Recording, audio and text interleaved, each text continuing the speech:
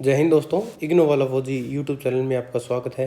आज हम बात करेंगे BPAG 171 के आपदा प्रबंधन, जो कि हमारा चैप्टर नंबर 2 होने वाला है। तो ये चैप्टर है हमारा BPAG 171, जो कि डिजास्टर मैनेजमेंट के हिंदी मीडियम का है। इंग्लिश मीडियम के मैं सारे चैप्टर आपको ऑलरेडी करा चुका हूँ, वो आप हमारे प्ले लिस्ट पर जाकर देख सकते हैं।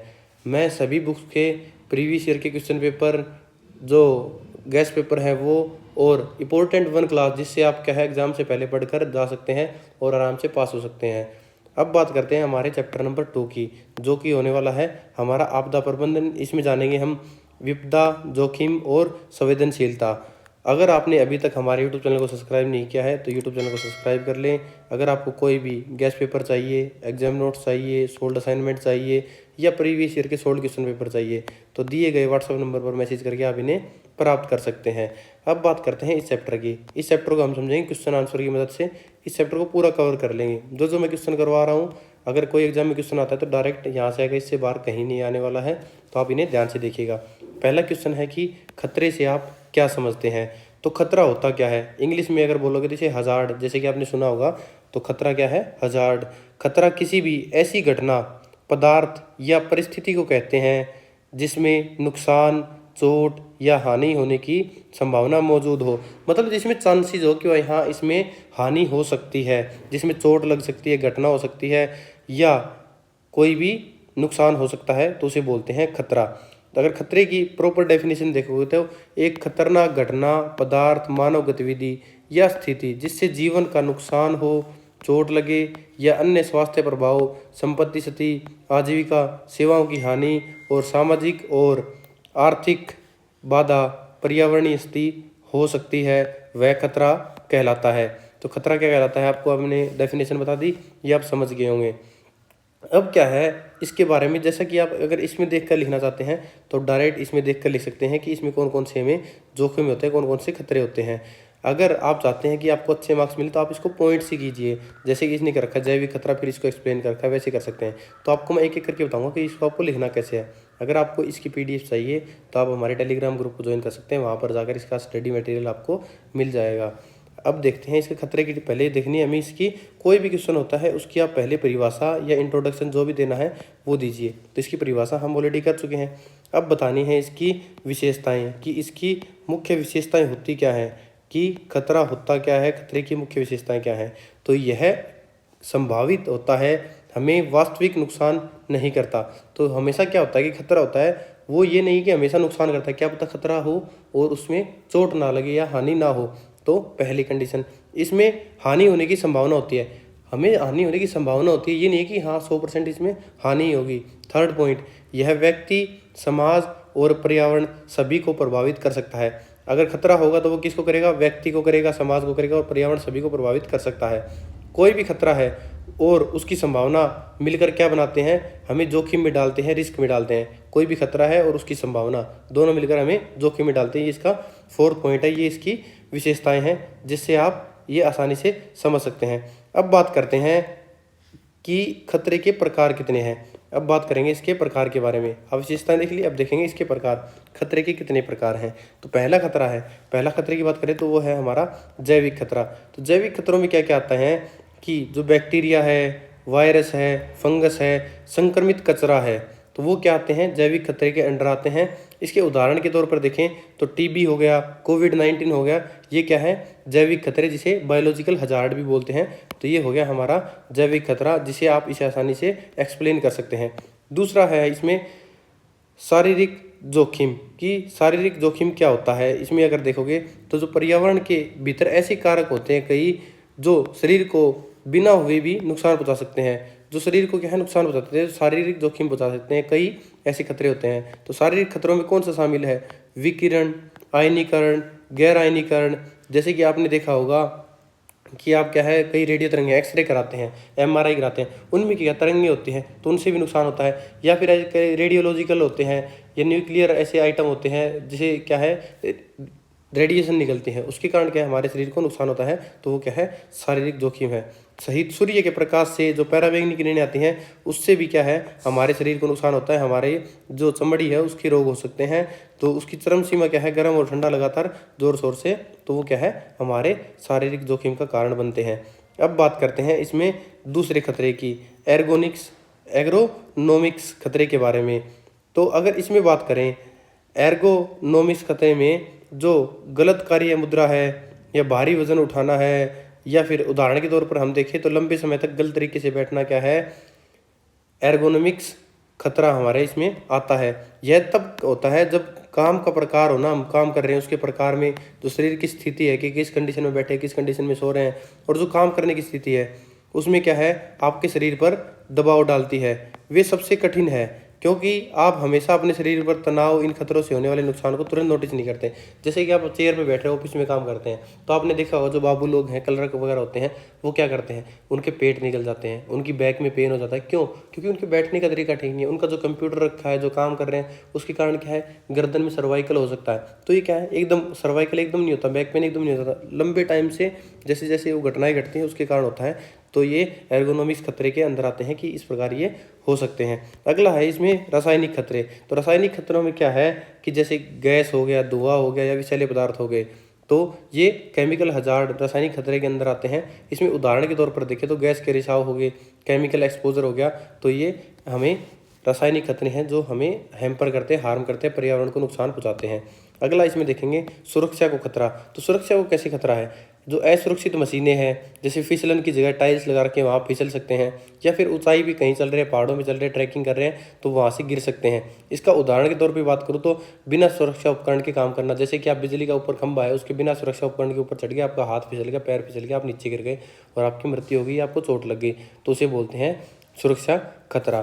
तो ये हमारे कुछ टाइप्स थे जिन्हें हम बात करेंगे। मैं एक दो चीज़ और बात करूँ तो जो भौतिक खतरे हैं, जिसमें क्या है तापमान आता है, विकिरण आता है, शोर आता है, रोशनी आती है, तो इसमें क्या है अत्यधिक गर्मी होगी, अत्यधिक ठंड होगी और रेडिएशन हो गए, ये खतरे इसके अंदर आते हैं। बाकी हमने सारे कर लिए हैं, तो ये खतरे के टाइप थे, आपको आसानी से इसको समझा दिया। ये था हमारा पहला क्वेश्चन जो कि खतरे के बारे में था, खतरे और उसके प्रकार। अब देखेंगे इसका क्वेश्चन नंबर 2, जो कि क्या है, जोखिम की व्याख्या करो। तो सबसे पहले आपको क्या करना होगा, इसमें जोखिम को परिभाषित करना होगा, इसकी परिभाषा देनी होगी। तो इसकी परिभाषा क्या है, जोखिम किसी भी घटना की संभावना और उसके नकारात्मक परिणाम के संयुक्त प्रभाव को कहते हैं। अगर आप इसे मैं बोलूं तो ये हो गया, जोखिम को बोलते हैं रिस्क। तो रिस्क क्या होता है, जब कोई किसी चीज़ की प्रोबेबिलिटी हो, संभावना हो कि इस चीज़ की ये संभावना है, तो संभावना और उसका परिणाम मिलकर क्या बनाते हैं, हमारे पास जोखिम बनाते हैं, जिसे रिस्क बोलते हैं। तो रिस्क क्या हो गया, संभावना और परिणाम का मेल जोल जोखिम होता है। जोखिम किसी भी घटना की संभावना और नकारात्मक परिणाम के संयुक्त प्रभाव को कहते हैं। तो इसकी प्रॉपर जैसे डेफिनेशन है वो हमने देख ली कि जोखिम वह स्थिति है जिसमें किसी मूल्यवान वस्तु को खोने या पाने की संभावना होती है और उसमें हमेशा अनिश्चितता का तत्व शामिल रहता है, तो उसे बोलते हैं जोखिम। तो अगर इसके कॉन्सेप्ट को मैंने बता दिया कि क्या होता है रिस्क, क्या होता है संभावना और उसके परिणाम, नकारात्मक परिणाम का मेल जोल होता है, मिलाप होता है, यानी कोई घटना कितनी बार हो सकती है, उससे कितना नुकसान हो सकता है, उसे बोलते हैं जोखिम। उसमें जैसे आपने कोई काम किया होगा, आपने सोचा होगा, आपके पिताजी बिजनेस कर रहे होंगे, आपका भाई बिजनेस कर रहा होगा, वो बताते होंगे इस चीज़ में इतना जोखिम है यार, इसमें इतना रिस्क है। तो रिस्क है पर उसमें पास होने की प्रोबेबिलिटी भी है कि अगर रिस्क नहीं हुआ तो इतना प्रॉफिट भी हो जाएगा। तो ये क्या थे, हमारा जोखिम था। अब बात करते हैं जोखिम की विशेषताओं के बारे में कि जोखिम की क्या क्या विशेषताएं हैं, तो उसके बारे में बात करेंगे। अगर जोखिम क्या होता है, जोखिम तो इसमें क्या है अनिश्चितता होती है। सबसे पहली खासियत इसकी यही होती है कि इसमें अनिश्चितता होता है। दूसरी क्या है, यह हर परिस्थिति में अलग अलग हो सकता है, क्या कंडीशन के हिसाब से अलग अलग जोखिम होता है। किसी काम में ज़्यादा जोखिम होता है, किसी में कम होता है। कोई न्यूक्लियर प्लांट में काम कर रहा है तो उसमें क्या पास जोखिम कम है, जो चेयर पे क्लर्क बैठा है उसके पास क्या जोखिम थोड़ा कम है। ठीक है, लोगों की जो धारणा होती है ना, वो भी क्या है जोखिम को प्रभावित करती है। जो लोगों का परसेप्शन होता है, एक थिंकिंग होती है कि भाई ये धारणा है मेरी इसके प्रति, तो वो क्या है जोखिम को प्रभावित करती है। जो जोखिम है इसे मापा और प्रबंधित किया जा सकता है। तो जोखिम को क्या है मापा जा सकता है, मैनेज किया जा सकता है, प्रबंधित किया जा सकता है। तो ये क्या थी, जोखिम की विशेषताएं थी। अब बात करते हैं जोखिम के प्रकार कितने हैं। तो विशेषताओं के बारे में बात कर लिया। अब बात करते हैं कि इसके कितने प्रकार हैं, ये कितने प्रकार के हो सकते हैं। तो जोखिम है, पहला जोखिम कौन सा हो सकता है, जो प्राकृतिक जोखिम है, नेचुरल रिस्क हो सकता है। तो ये क्या है, प्राकृतिक घटनाओं से उत्पन्न होते हैं। जैसे कि उदाहरण के तौर पे बताऊं तो बाढ़ हो गया, भूकंप हो गया, तूफान हो गया। तो ये क्या है, प्राकृतिक जोखिम आते हैं हमारे, जो कि हमें देखने को मिलते हैं। तो प्रकृति घटना द्वारा बनाया गया जोखिम क्या बोलते हैं, प्राकृतिक जोखिम होता है, जिसे आप देख सकते हैं। दूसरा है जो बाजार जोखिम है। बाजार जोखिम क्या होता है, निवेश के मूल्य में गिरावट का खतरा, कि जो आप निवेश कर रहे हैं उसमें क्या है, उसमें मूल्य में गिरावट आ गई, आपको क्या है, नुकसान हो गया। तो उदाहरण के तौर पर आप देख सकते हैं, आपने कोई भी शेयर मार्केट में पैसा लगाया, उसमें शेयर क्या है माइनस नेगेटिव चला गया, तो उसमें आपको लॉस हो गया। या कोई ब्याज दर दी, उस ब्याज दर में डाउन आ गया। या मुद्रा में कोई उतार चढ़ाव होगा, जैसे कि आज की रुपया क्या है 95 रुपये डॉलर हमारा ट्रेड कर रहे हैं हम डॉलर में, तो इसके मुकाबले हैं। कल को क्या है 100 रुपये चला जाए तो क्या होगा, वो लॉस हो जाएगा। तो ये क्या है, हमारे बाजार जोखिम है जो हमें देखने को मिलते हैं। अगला है चल निधि जोखिम। तो जो तरलता जोखिम है, इसे क्या बोलते हैं, तरलता जोखिम भी बोलते हैं, जिसे लिक्विडिटी रिस्क बोलते हैं। तो निवेश को समय पर न बेच पाने का जोखिम होता है, कि आपने निवेश तो कर दिया, अगर उसको आप सही समय पर सही टाइम पर नहीं बेचोगे तो क्या होता है, तरलता जोखिम हमें देखने को मिलता है। या कम कीमत पर बेचने को हमें उसे मजबूर होना पड़ता है, तो उसे बोलते हैं तरलता जोखिम, चल निधि जोखिम। जब कोई निवेश को बेचना चाहता है, उस समय उसे बेचने में असमर्थ हो और जोखिम के चलते उसे क्या है, चल निधि जोखिम होता है।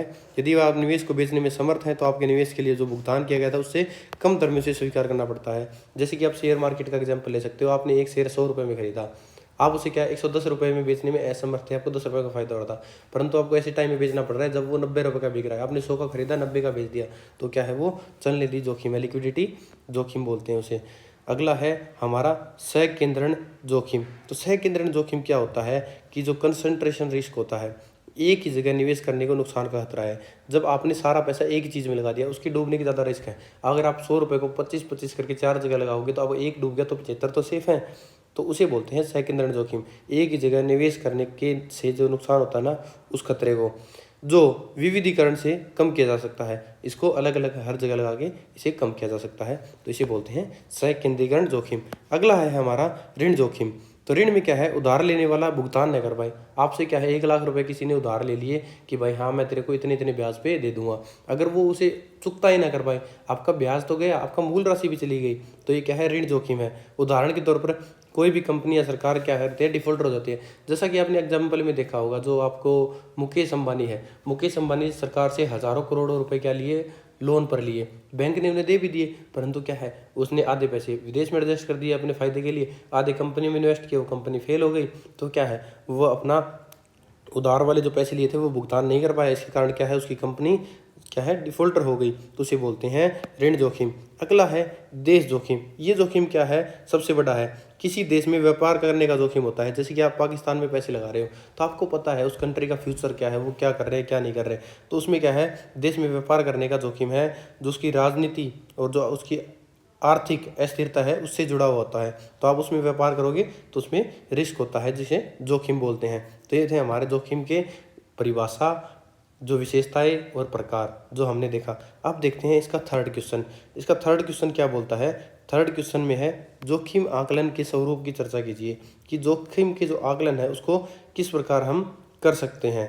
तो इसकी पहले सरल परिभाषा बता दो आपको मैं, इसको बोलते क्या है, जो संभावित आपदाओं के अनुमान और जो संवेदनशीलता की स्थिति का मूल्यांकन करके जोखिम की मात्रा और स्वरूप निर्धारित करने की प्रक्रिया को जोखिम आकलन कहते हैं। कि जैसे क्या है कि कोई संभावित आपदा हो सकती है और उसके साथ उसकी संवेदनशीलता की स्थिति क्या है, उसको आकलन करके जो जोखिम की मात्रा है उसका पता लगाया जाए, तो उसे बोलते हैं जोखिम आकलन। तो जोखिम आकलन की परिभाषा आप समझ गए किसे बोलते हैं, एक बार और आसान भाषा में बता देता हूँ। जोखिम आकलन होती है, रिस्क असेसमेंट वह प्रक्रिया है जिसे संभावित खतरों और वर्तमान संवेदनशीलता का विश्लेषण करके उसका पता लगा कि संभावित खतरे कितने हैं और आज में उसकी कितनी संवेदनशीलता है, उसका विश्लेषण करके जोखिम की प्रकृति को और जोखिम के स्तर को निर्धारित किया जाता है, उसे बोलते हैं जोखिम आकलन। तो आपने देख लिया, तो कोई भी जोखिम आकलन है उसकी विशेषता थोड़ा इसमें हम देखेंगे इस क्वेश्चन में। इसका उद्देश्य क्या है, जोखिम आकलन क्यों किया जाता है, तो उसका उद्देश्य की बात करें तो जोखिम आकलन का उद्देश्य क्या है? सबसे पहले जो संभावित हानि हो सकती है उसका अनुमान लगाना है। तो पहला आपको पता लग गया कि अनुमान लगाना है। दूसरा, विभिन्न जो जोखिम की तुलना करना है, जो अलग अलग जोखिम है उसकी हमें तुलना करनी है। तीसरा, भविष्य की घटनाएं होती है, जो भविष्य की घटनाओं की भविष्यवाणी करना कि ऐसे ऐसे फ्यूचर में हो सकता है, ऐसे ऐसे कल को मुकेश अंबानी की कंपनी डूब सकती है, ऐसे ऐसे कल को भाजपा हार सकती है, कल को कांग्रेस जीत सकती है, कल को कांग्रेस हार सकती है, कल को कांग्रेस पार्टी खत्म हो सकती है। तो मतलब कुछ भी प्रिडिक्शन हो सकती है। तो ये इस प्रकार की क्या है, जोखिम आकलन हो गया। या कोई भी नीतियां हैं या योजनाओं के लिए आधार तैयार करना है कि कल को हम कोई नीति बना रहे, सरकार कोई नीति बना रही है, कल को कोई भी योजना बना रही है, तो उसके लिए उसे आधार तैयार करना पड़ेगा, उसके लिए उसे जोखिम आकलन करना पड़ेगा कि कल को क्या हो सकता है क्या नहीं हो सकता। तो ये क्या था, हमारा जोखिम आकलन का उद्देश्य था। अब देखेंगे जोखिम आकलन की प्रकृति कैसी है। तो अब जोखिम आकलन की प्रकृति के बारे में बात करेंगे। जोखिम आकलन की प्रकृति क्या है? तो जोखिम आकलन की प्रकृति में आता है पहला, जो सांख्यिकीय और वैज्ञानिक आधार है कि इसमें कौन कौन से आधार आते हैं। तो इसकी जो कार्यविधि है, इसकी दो प्रमुख धारणाएं हैं। पहली है प्राकृतिक आपदा, दूसरी है जोखिम समीकरण। तो इसमें कार्यविधि देख लिया। अब क्या करेंगे, जो जोखिम आकलन की प्रक्रिया है वो हम क्या देखेंगे कि कैसे कैसे किया जा सकता है। तो जोखिम आकलन की प्रक्रिया जो प्रकृति है उसे बता रहे हैं कि कैसे किया जा सकता है। जो पहला है वो क्या है, सांख्यिकीय और वैज्ञानिक आधार। जो पिछले डेटा है, पास्ट में जो हमें क्या है, पीछे देखा, जो पिछले सालों में हमने जो भी नोट किया, जो पिछला डाटा है और उसका ऐतिहासिक रिकॉर्ड है, उसका उपयोग करके उसके संभावना को और उसके नुकसान का आकलन किया जा सकता है।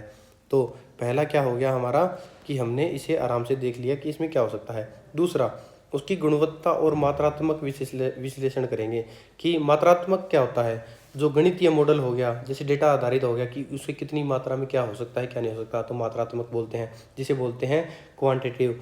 दूसरा बोलते हैं गुणवात्मक। गुणवात्मक उसकी क्वालिटी हो गई कि उसकी क्वालिटी कैसी है, उसके अनुभव और अनुमान के आधार पर उसका आकलन करेंगे।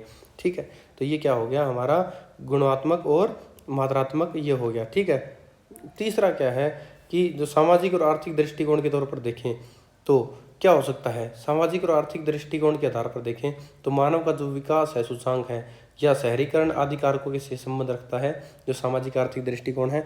और आपदाओं के प्रभाव पर समाज का विश्लेषण करना है।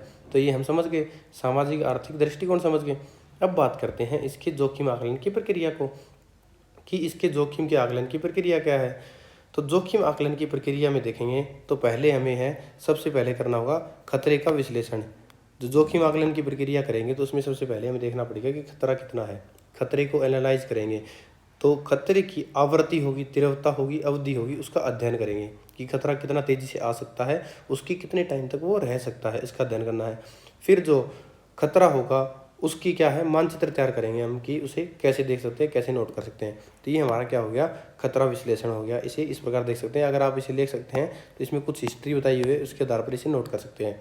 दूसरा है उसकी संवेदनशीलता के विश्लेषण करना है हमें कि उसकी संवेदनशीलता कितनी है, वनरेबिलिटी बोलते हैं उसे, वनरेबिलिटी कितनी है उसकी, कौन कौन इससे प्रभावित होंगे, लोग प्रभावित होंगे, भवन प्रभावित होंगे, संस्थान प्रभावित होंगे, इंडस्ट्रीज प्रभावित होंगी, कौन प्रभावित होगा, उसकी कमजोरी क्या है और उसके नुकसान का हमें आकलन करना है। तीसरा हमारा क्या है इसमें कि जोखिम का मूल्यांकन करना है कि जोखिम और जो स्वीकार्य है जोखिम के निर्धारण स्तर क्या है। तो खतरा होगा कोई भी और उसकी संवेदनशीलता, दोनों को मिला दे तो हमें क्या पता लग जाएगा, जोखिम का स्तर कि खतरा कितना है, उसकी संवेदनशीलता कितनी है, तो हमें जोखिम का स्तर पता लग जाएगा। जो स्वीकार्य जोखिम है वो हमें तय करने होंगे कि स्वीकार्य जोखिम कितना है, एक्सेप्टेबल रिस्क कितना है हमारा। तो इससे क्या होगा, जोखिम का मूल्यांकन हो जाएगा कि जोखिम कैसे है और स्वीकार्य जोखिम का निर्धारण स्तर कि हम कितना जोखिम स्वीकार कर सकते हैं। तो ये क्या था, जोखिम के निर्धारण की प्रकार थे कि इतने प्रकार से हम कर सकते हैं। जो जोखिम निर्धारण में शामिल बातें थी वो कौन सी थी कि कौन सा क्षेत्र खतरे में है, कौन सी जनसंख्या और संपत्ति से प्रभावित होगी और संभावित नुकसान उससे कितना हो सकता है कि उससे कितना नुकसान हमें देखने को मिल सकता है, जिस इलाके में खतरा होने की संभावना है, जान सामान का जोखिम और होने वाली हानि की मात्रा। तो ये क्या थी, जोखिम निर्धारण में शामिल कुछ बातें थी कि इस निर्धारण में ये बातें इसमें शामिल की जाएगी, तब जाके इसका एनालिसिस किया जाएगा। तो इसमें विश्लेषण के प्रकार क्या हैं कि जोखिम विश्लेषण के प्रकार क्या हैं। तो उसकी पहला विश्लेषण है मात्रात्मक। मात्रात्मक की बात करें तो जो क्वांटिटी है ना, कितनी क्वांटिटी में है, कितनी मात्रा में है, तो उसकी क्या है जो पिछला गणितीय डाटा है, उसका मॉडल है, उसको नोट करेंगे। फिर दूसरा देखेंगे उसका गुणात्मक विश्लेषण देखेंगे। गुणात्मक क्या है, उसका अनुभव क्या है, उसका अनुमान क्या है, उसकी क्वालिटी क्या है, उसका अनुभव, निर्णय, अनुमान को देखेंगे। तो ये हमारे क्या थे कुछ अन्य जोखिम मूल्यांकन के तरीके भी हैं जो इस तरीके पे कर सकते हैं, आप इसे नोट कर लीजिएगा। जो निवेश के लिए जोखिम आकलन है वो हमने ऑलरेडी देख लिया है, इसको हम कर चुके हैं। उधार के लिए जोखिम आकलन कि आप उधार दे रहे हो, उसको वापस पैसा आएगा नहीं आएगा, वो उधार के लिए जोखिम आकलन है। व्यापार के लिए जोखिम, आप इस चीज़ में व्यापार कर रहे हो, इसमें कितना रिस्क है, कितना आप मैनेज कर सकते हो, कितने तक आप इसको होल्ड कर सकते हो, उसकी अवधि क्या है, उसके प्रकार क्या है और उसकी स्पीड क्या है, अवधि क्या है, वो इस प्रकार की चीज़ें हमें देखनी है। तो ये हमारा क्वेश्चन नंबर 3 क्या है, इसमें कंप्लीट हो गया है। अब देखेंगे इसमें क्वेश्चन नंबर 4 हमारा क्या होने वाला है। तो क्वेश्चन नंबर 4 है संवेदनशीलता को परिभाषित कीजिए। तो हमने बहुत बार देखा है कि अभी पिछले क्वेश्चन में देखा संवेदनशीलता क्या होती है, वल्नरेबिलिटी बोलते हैं जिसे। तो संवेदनशीलता वह स्तर है जो यह बताता है कि कोई व्यक्ति, समाज या प्रणाली किसी आपदा या खतरे को, उसका जो प्रभाव है उसको कितनी मात्रा में प्रभावित हो सकती है। तो लोग, समाज या कोई भी संस्थान है जो खतरा है उससे कितने प्रभाव से, उसकी मात्रा है उससे वह कितनी मात्रा से प्रभावित हो सकता है, उसे बोलते हैं संवेदनशीलता। तो इसकी परिभाषा दोगे कि संवेदनशीलता की परिभाषा क्या होती है। तो संवेदनशीलता क्या है, वह स्थिति है या क्षमता है, तो वह स्थिति या क्षमता की कमी है जिसके कारण कोई व्यक्ति, समुदाय, प्रणाली किसी खतरे के प्रति अधिक प्रभावित या नुकसानग्रस्त हो जाती है। तो इसे बोलते हैं संवेदनशीलता। एक बार दोबारा बता देता हूँ। संवेदनशीलता का विचार विपदाओं को, जोखिम, परिणाम, दबाव से निपटने के लिए आपसी लाचारी के जोखिम उपाय को शामिल करती है। तो ये इसके बारे में कुछ डाटा दिया गया है। तो संवेदनशीलता क्या होती है, वह स्थिति या क्षमता की कमी है जिसके कारण कोई व्यक्ति, समुदाय, प्रणाली किसी खतरे के प्रति अधिक प्रभावित होता है या नुकसानग्रस्त हो जाता है, उसे बोलते हैं संवेदनशीलता। तो इसमें क्या है, कुछ महत्वपूर्ण विद्वान हैं, उन्होंने अपनी अपनी परिभाषाएं दी हैं कि इसकी क्या क्या परिभाषाएं हो सकती हैं। तो पहली परिभाषा है टिमरन ने दी है। टिमरन ने 1981 में क्या दी कि संवेदनशीलता क्या है, वह डिग्री है, एक आप इसकी डेफिनेशन पढ़ सकते हो, ने समाज या सामुदायिक स्तर पर संवेदनशीलता को परिभाषित किया है जिसकी डिग्री एक प्रणाली है या एक प्रणाली का हिस्सा है, एक खतरनाक घटना के प्रतिकूल प्रतिक्रिया करता है। सिस्टम स्तर संवेदनशीलता को कम करने के अधिकांश संकेतों या तो लचीलापन या सच्चाई की अभिव्यक्ति के रूप में देखा जा सकता है। तो इसने क्या किया कि संवेदनशीलता को क्या बताया है कि संवेदनशीलता वह डिग्री है जिसमें कोई प्रणाली खतरनाक घटना के प्रति, जो या तो खतरनाक हो सकती है, खतरनाक घटना के प्रति प्रतिकूल प्रतिक्रिया देती है कि क्या पॉजिटिव रिएक्शन रखता है उसके प्रति, तो उसे बोलते हैं संवेदनशीलता। फिर क्या है कि इसकी एक डेफिनेशन और दी, संयुक्त राष्ट्रीय विकास कार्यक्रम के अनुसार इसकी क्या है, जो डेफिनेशन है, संवेदनशीलता जोखिमी निश्चित तत्वों को नुकसान की मात्रा है। इसकी कल्पना अनेक स्तरों पर अलग अलग नजरियों पर हो सकती है। भौतिकी विज्ञान और सामाजिक विज्ञान दोनों की संवेदनशीलता के विचार में शामिल है। खतरा और संवेदनशीलता आकलन के अपने अपने क्षेत्रों में काबिलियत में वृद्धि हो रही है। तो संयुक्त राष्ट्रीय विकास कार्यक्रम ने क्या डेफिनेशन दी, जिसे बोलते हैं संयुक्त राष्ट्रीय विकास कार्यक्रम को बोलते हैं UNDP भी बोलते हैं। तो UNDP ने क्या डेफिनेशन दी है, संवेदनशीलता वह स्तर है जो किसी तत्व किसे बोलते हैं, लोग, संपत्ति या पर्यावरण को, तो वह जो किसी तत्व की नुकसान सहने की क्षमता को दर्शाता है कि कौन कितना नुकसान सह सकता है, तो उसे बोलते हैं संवेदनशीलता। तो ये क्या थी, हमारे 2 तरह की डेफिनेशन थी कि जिसमें हमने बताया है। तो संवेदनशीलता की मुख्य विशेषताएं बताएंगे कि इसकी क्या क्या मुख्य विशेषताएं हो सकती हैं। तो पहली विशेषता क्या है कि बहुआयामी, जिसमें क्या है भौतिक, सामाजिक, आर्थिक और पर्यावरण सभी पहलू शामिल होते हैं, उसे बोलते हैं बहुआयामी। मतलब सारे बहुआयाम, बहुत सारी आयाम हो सकते हैं उसके, जैसे कि भौतिक, सामाजिक, आर्थिक, पर्यावरण सभी पहलू शामिल होते हैं। दूसरा है सामाजिक आधार, जो सामाजिक और आर्थिक आधार है, जैसे कि गरीबी होगी, शिक्षा की कमी होगी, कमजोर आवास हो गया, या फिर संसाधनों की कमी के कारण क्या है अधिक संवेदनशीलता हो सकती है। कि सामाजिक और आर्थिक आधार क्या हो गया, सामाजिक क्या हो गया, सामाजिक जैसे लोग हो गए, गरीबी, शिक्षा की कमी, कमजोर आवास। आर्थिक क्या हो गया, संसाधनों की कमी हो गया, तो सामाजिक आर्थिक आधार हो गया। तीसरा परिवर्तनशील, कि उसका डायनेमिक नेचर क्या है, समय स्थान और परिस्थितियों के अनुसार बदलती रहती है। परिवर्तनशील क्या है, समय स्थान और परिवर्तन परिस्थितियों के अनुसार बदलती रहती है। तो विभिन्न स्तरों में मौजूद क्या है, व्यक्तिगत स्तर है, सामुदायिक स्तर है, राष्ट्रीय स्तर है। तो ये देखा हमने। जो टेरी कैनन है उसने क्या है, सामाजिक संवेदनशीलता उसकी गुणों की मुश्किल समूह है जिसमें व्यक्ति के लिए निम्नलिखित में शामिल किया गया है। तो यह क्या है, गुणों का मुश्किल समूह है जिसमें क्या है, व्यक्ति के लिए क्या क्या शामिल किया है, उम्र भर या फिर उभरने की शक्ति, सामाजिक और राजनीतिक नेटवर्क, शुरुआती कल्याण, सामाजिक सुरक्षा, आत्मरक्षा, इस प्रकार के इसमें इसको शामिल किया है। तो ये क्या था हमारा बिल्कुल इजी और अंडरस्टेबल क्वेश्चन है। अब बात करेंगे संवेदनशीलता के प्रकार क्या है, आप उसे बता सकते हैं, आप इसे पॉइंट टू पॉइंट लिख सकते हैं। पहले इसकी आपको क्या देने हैं, परिभाषा देनी है कि इसकी परिभाषा क्या है। तो इसकी परिभाषा पहले खुद की दे सकते हैं, फिर टिमरन के हिसाब से दे सकते हैं, फिर संयुक्त राष्ट्र विकास कार्यक्रम के हिसाब से दे सकते हैं। फिर ये सब करने के बाद इसकी विशेषताओं के बारे में बता सकते हैं कि संवेदनशीलता की विशेषताएं क्या है। तो विशेषताओं में आप क्या बताओगे, ये पहला है बहुआयामी है, ये क्या है, बहुआयामी है।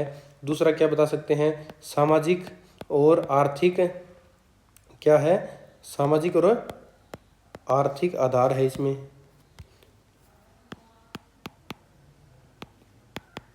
आर्थिक आधार है। तीसरा क्या है इसमें, परिवर्तनशील है कि यह कितनी परिवर्तनशील है, तो इसके बारे में आप बता सकते हैं कि कितनी परिवर्तनशील है। फिर इसके स्तर कौन से हैं, इसके आप स्तर डिसाइड कर सकते हैं। तो इसके 3 स्तर है, व्यक्तिगत, समुदाय और राष्ट्रीय स्तर पर। फिर हम बात करेंगे इसके प्रकार के बारे में कि संवेदनशीलता के प्रकार के बारे में बात करेंगे। तो संवेदनशीलता के कितने प्रकार हैं, पहला है भौतिक संवेदनशीलता। इसमें क्या आता है, कमजोर भवन आ गया, खराब आधारभूत ढांचा आ गया, इंफ्रास्ट्रक्चर हमारा कमजोर है तो उसे बोलते हैं भौतिक संवेदनशीलता। फिर दूसरा आता है सामाजिक संवेदनशीलता कि जो बच्चे हैं, वृद्ध है, बीमार है, गरीब वर्ग है, वो इसके अंदर आते हैं। तीसरा है आर्थिक संवेदनशीलता। आर्थिक में क्या है, आय का प्रभाव हो गया, बेरोजगारी हो गई, तो ये क्या है, इसमें हमें देखने को मिलता है कि आय का अभाव हो गया या बेरोजगारी हो गई, तो इसे बोलते हैं आर्थिक संवेदनशीलता। फिर क्या है, पर्यावरणीय संवेदनशीलता हमें देखने को मिलता है, जैसे वनों की कटाई कर दी, जलवायु में परिवर्तन हो गया, उसे बोलते हैं पर्यावरणीय संवेदनशीलता। तो ये इसे 4 प्रकार में डिवाइड कर सकते हैं, भौतिक, सामाजिक, आर्थिक और पर्यावरणीय। तो ये इसके प्रकार हो गए। अब बात करते हैं जो संवेदनशीलता को प्रभावित करने वाले कारक कौन से हैं। तो इसको प्रभावित करने वाले कारक, तो इसके कारकों पे बात करें तो जो गरीबी और असमानता है पहला, शिक्षा जागरूकता दूसरा, स्वास्थ्य और पोषण तीसरा, सामाजिक नेटवर्क और सुरक्षा कितना है इसका चौथा है, और सरकारी नीतियाँ कितना है इसका पांचवां कारण है जो कि इसको प्रभावित करती है, सरकारी नीतियाँ।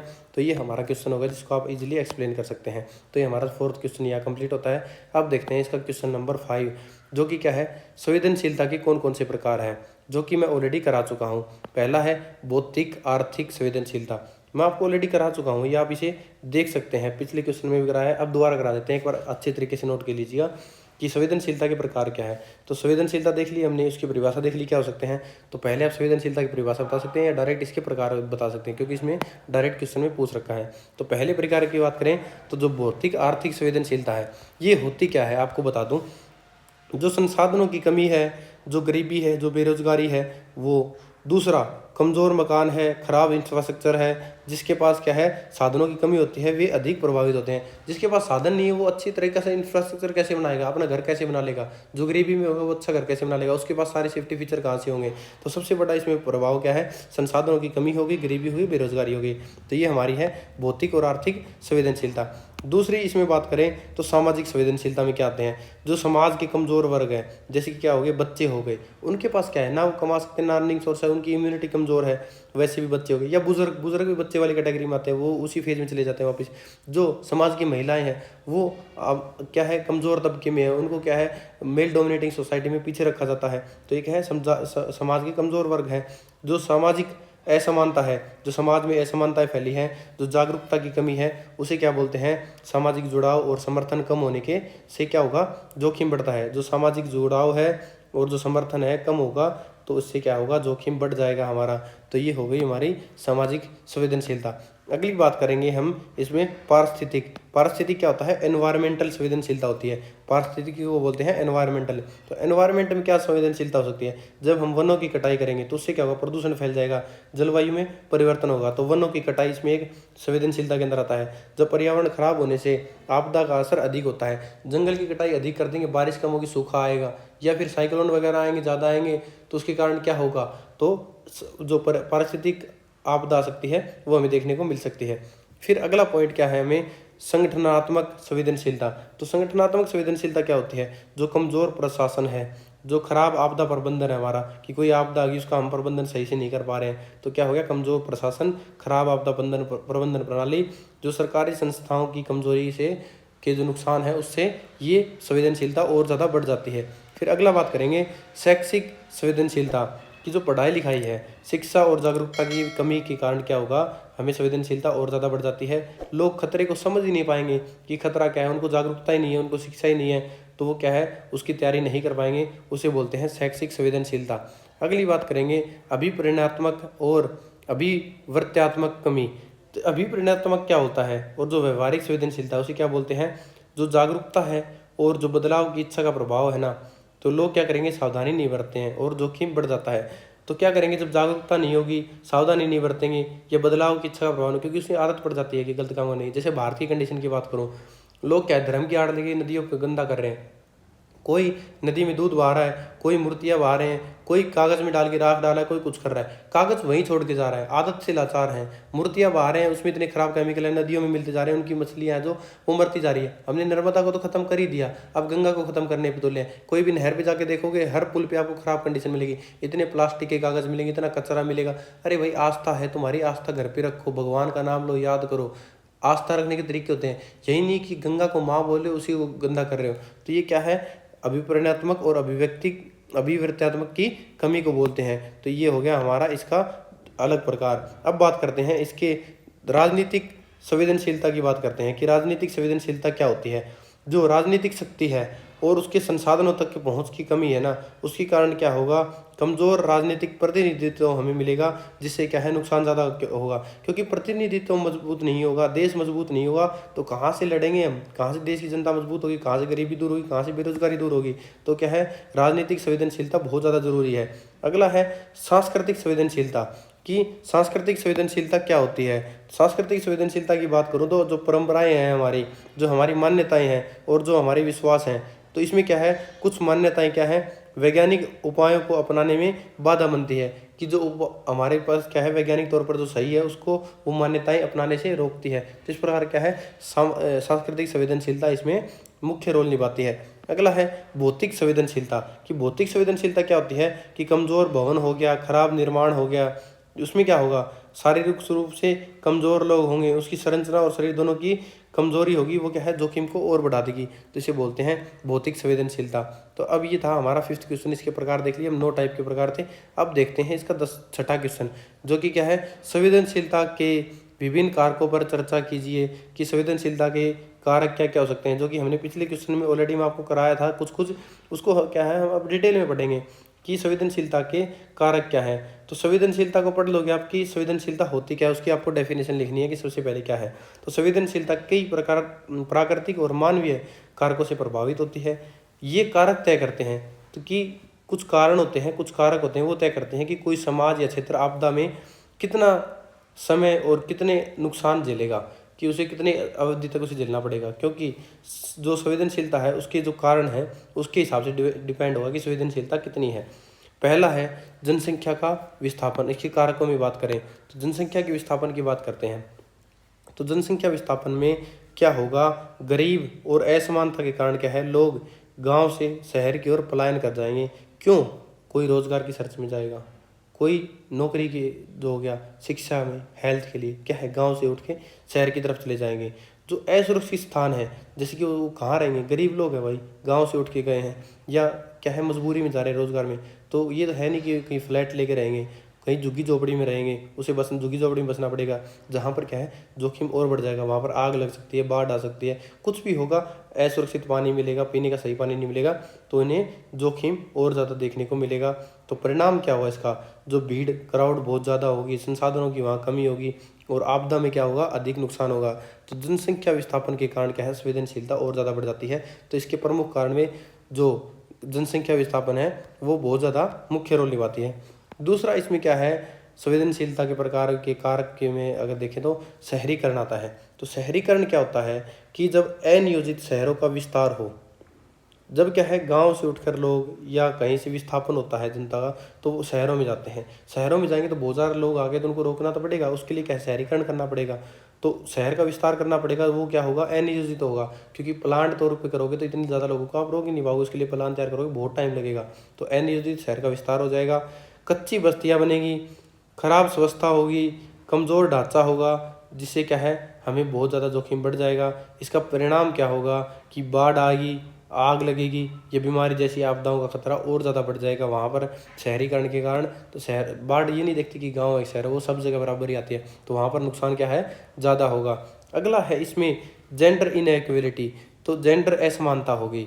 तो जेंडर में महिलाओं को जो संसाधनों और निर्णय में कम भागीदारी का होना बहुत ज़्यादा नुकसानदायक है, क्योंकि आपदा के समय जो राहत और सुरक्षा तक उनकी पहुंच कम हो जाती है, क्योंकि उनसे पूछकर निर्णय नहीं लिए जाते, उनसे जो संसाधनों की उनके पास कमी होती है, तो आपदा के समय राहत और सुरक्षा कम पहुंच पाती है।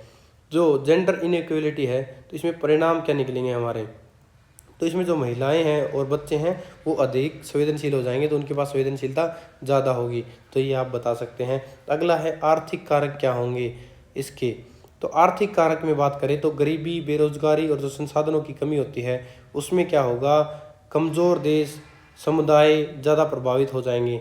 जो गरीबी है, क्योंकि आर्थिक कारक है, गरीब है, जो बेरोजगार है, जिसके पास संसाधनों की कमी है, वो क्या करेगा, वो या तो शहर की तरफ जाएगा, नौकरी नहीं होगी, गरीब होगा, उसके पास सेफ्टी मेजर कम होंगे, उसकी जो रहने की जगह वो कमज़ोर झुग्गी बस्ती होगी, जो कमज़ोर देश और समुदाय को ज़्यादा प्रभावित करता है। जिससे क्या है, अगर हमारे देश के सारे लोग अच्छे हो जाएं, गरीब ना हो, तो देश अपने आप ऑटोमेटिक मजबूत हो जाएगा। तो इस प्रकार क्या है, कमज़ोर देश और समुदाय ज़्यादा इसको प्रभावित करते हैं। गरीब देश में मौत और नुकसान अधिक होता है, क्योंकि जो सबसे ज़्यादा मौतें होंगी, जो सबसे ज़्यादा नुकसान होगा किसका होता है, गरीब का होता है। अमीर तो बच जाता है कैसे भी कैसे करके, या तो दूसरे देश में स्थापन कर जाएगा या कहीं ऐसी जगह चला जाएगा जहाँ सेफ हो, उसके पास पैसा है, पर गरीब वहाँ मारा जाता है। अगला कारक है, अगला कारक देखेंगे तो उसे बोलते हैं भौगोलिक कारक।